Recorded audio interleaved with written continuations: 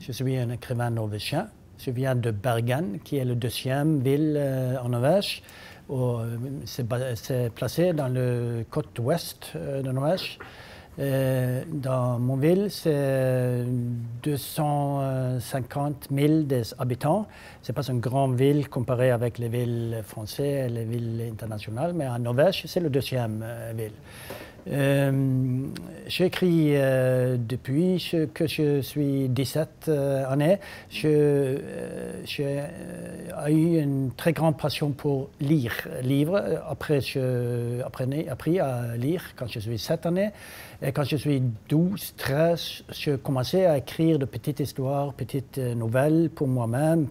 Et je suis aussi, j'ai eu un très grand plaisir de dessiner. J'ai fait aussi de petites BD dans cet âge. Mais quand je suis 17 ans, je décidais d'essayer de devenir un écrivain sérieux.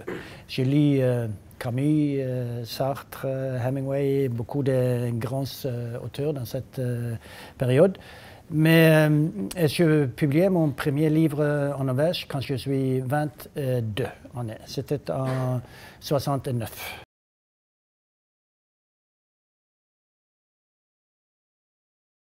Norvège a eu 2 votes et on a dit non 2 fois à entrer dans l'Union européenne. Mais c'était presque demi-vote. La première fois, en 1972, j'ai voté non. Mais la deuxième fois, en 1994, j'ai voté oui. C'est à cause, je pense, que l'Europe a changé entre les 2 votes. Mais pour moi, tous les Norvégiens, ils se semblent comme Européens. On est une partie de l'Europe. On n'est pas un membre de l'Union européenne, mais c'est un détail. Quand je votais non en 1972, c'était plutôt un non au capitalisme qu'à l'Europe. Mais en 1994, je pensais que peut-être c'est mieux d'entrer dans cette union et avoir une sorte d'influence sur la politique comme membre.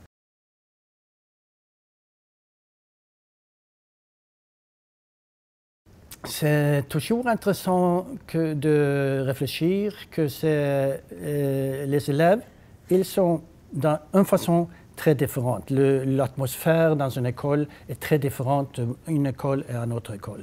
Et c'est le même en Norvège. Dans ce cadre qu'on a parlé beaucoup de l'Europe, Norvège, les Vikings, l'histoire des Vikings.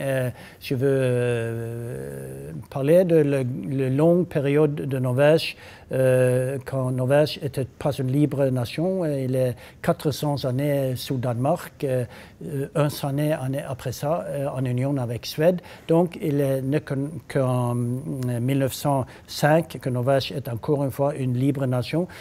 Pour moi, c'est la même raison, la première raison que Norvège a dit non à l'Union européenne, parce qu'on a un peu peur d'être dans une nouvelle union avec l'Union avec Suède pour 100 années.